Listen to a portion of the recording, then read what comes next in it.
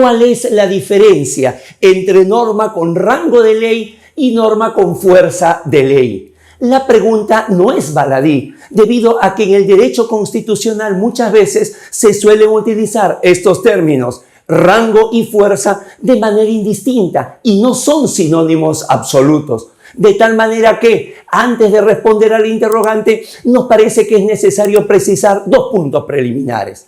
El primero de ellos, a rango de ley y fuerza de ley muchas veces se suma una tercera terminología, valor de ley. Sin embargo, como señala Francisco Rubio Llorente, valor de ley sería lo mismo que rango de ley, es decir, normas que se equiparan en todo caso a una ley, de tal forma que someterlo a una comparación sería absolutamente tautológico. Y en segundo lugar, es necesario precisar a qué se refieren nuestras constituciones cuando señalan el término ley. Y claro, todos los textos constitucionales, cuando de manera exclusiva y genérica al mismo tiempo determinan la nomenclatura ley, se están refiriendo al producto legislativo del Congreso. Esto es, la ley ordinaria que se aprueba por mayoría simple, la ley orgánica que se aprueba por mayoría calificada y la ley de reforma constitucional que se aprueba por mayoría sobrecalificada. Ahora sí, teniendo estas premisas, ya podemos ingresar de a poco a responder la interrogante. Primero, ¿qué cosa viene a ser una norma con rango de ley? Las normas con rango de ley deben ser precisadas de manera expresa por el texto constitucional y generalmente las señalan como aquellas normas que son susceptibles de ser sometidas a un control de constitucionalidad concentrado, esto es, a un proceso de inconstitucionalidad. Y nada nos dice sobre la naturaleza de cada una de ellas. Por eso encontramos que las normas con rango de ley son de diverso origen, de diverso alcance y de distinta naturaleza, a saberse las ya mencionadas leyes. Ley ordinaria, ley orgánica, ley de reforma constitucional. También aparecen los decretos legislativos y los decretos de urgencia, al igual que el reglamento del Congreso. Y por último, en países como el Perú, que es un país unitario y al mismo tiempo descentralizado, las normas regionales de alcance general y las ordenanzas municipales. Como puede verse, el abanico es amplio. Esas serían las normas con rango de ley. Y más bien, cuando se señala la norma con fuerza de ley, en su concepción tradicional, el nombre de fuerza de ley era referido a una fuerza activa. Esto viene a ser la capacidad que tenía la norma llamada ley para modificar cualquier otra norma del ordenamiento jurídico, salvo la Constitución, y al mismo tiempo una suerte de fuerza pasiva, que era la resistencia que tenía esa ley para no ser modificada por otra norma que no sea similar. De allí viene aquella famosa frase, inclusive acuñada en los códigos civiles, de que la ley solo se deroga por otra ley.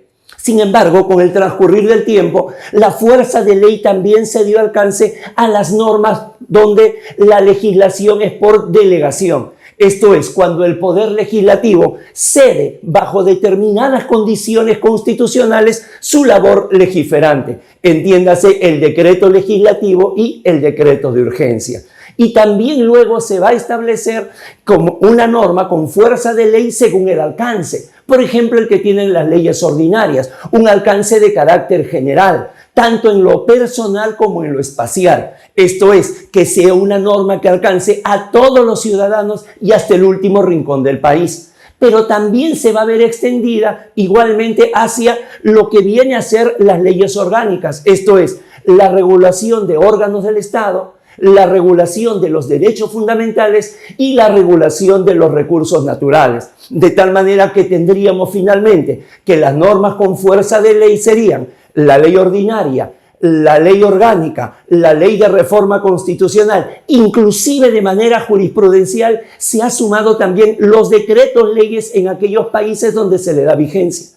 Sería también el decreto legislativo, el decreto de urgencia, el reglamento del Congreso. Obsérvese que a pesar de ser un producto legislativo no se encuentra la resolución legislativa, justamente porque le falta esa característica de generalidad.